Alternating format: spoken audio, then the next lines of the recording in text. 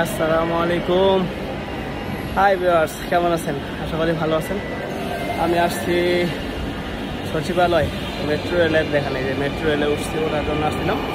তো মেট্রো রেলে কীভাবে উঠবেন, কীভাবে কী করবেন, সেই ব্যাপারে আমার একটা ভিডিও আছে ইউটিউবে, চাইলে দেখতে পারেন, দেখে আসতে পারেন। আমি এখন সচিবালয়ে আছি, এখান থেকে অবশ্য আমি যাব মতিঝিল। হ্যাঁ, তাই ভাবলাম যে একটা ভিডিও করে ফেলি, আসলাম আপনাদের সাথে শেয়ার করার জন্য। দেখেন, আসলে বাংলাদেশ কিন্তু সত্যি কথাই মোটামুটি, হ্যাঁ, যদিও কিনা বাংলাদেশের মানুষের ভাত কাপড়ের অভাব, কিন্তু কিছু কিছু প্রকল্পগুলো ভালো করছে। হ্যাঁ, এদিক থেকে বাংলাদেশ মোটামুটি ভালো আগাই আছে, আলহামদুলিল্লাহ।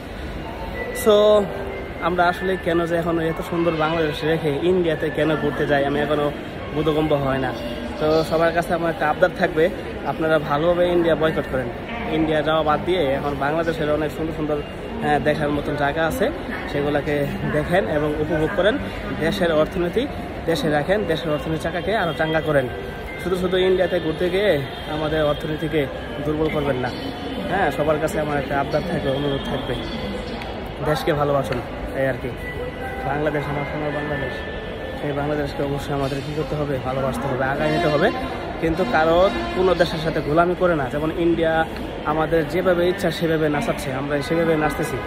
আমরা ইন্ডিয়া থেকে কীভাবে বাইর হওয়ার একটাই মাধ্যম, একটাই মুখ্য উদ্যম, সেটা হচ্ছে ইন্ডিয়াকে বয়কট করা।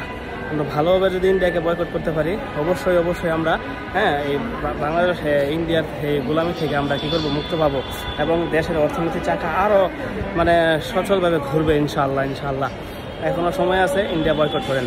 এত সুন্দর দেশ, দেখেন কত সুন্দর করে একটা মেট্রো রেল প্রকল্পগুলো বানানো হয়েছে, ঠিক আছে?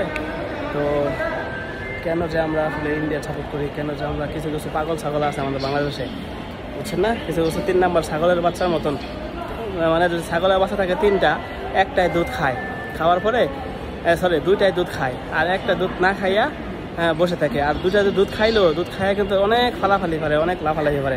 তো যেটা খায় নাই সেও কিন্তু তাদের দেখা দেখে লাফালাফি করে। তো আসলেই এই দশা হচ্ছে বাংলাদেশের।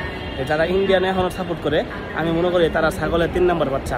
ইন্ডিয়াকে এখনই বয়কট করেন, ইন্ডিয়াকে এখন বয়কট করার সময়। ইন্ডিয়াকে যদি এখন বয়কট না করি, তাহলে পরবর্তীতে আমাদের কপালে অনেক দুঃখ আছে, অনেক কষ্ট আছে।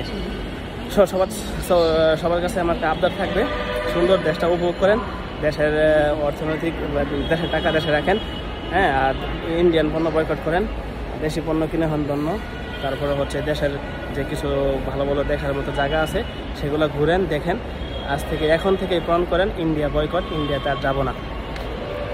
আর এটাই আজকে এই পর্যন্ত বলার আপনাদের কাছে। যদি ভালো লাগে, ভিডিওটি যদি ভালো লাগে, অবশ্যই আমার পাশে থাকবেন আর সাবস্ক্রাইব করবেন। এই আশা ব্যক্ত রেখে এখন এখানে ভিডিওটি শেষ করছি। সবার কাছে দোয়া থাকবে এবং ভালোবাসা থাকবে।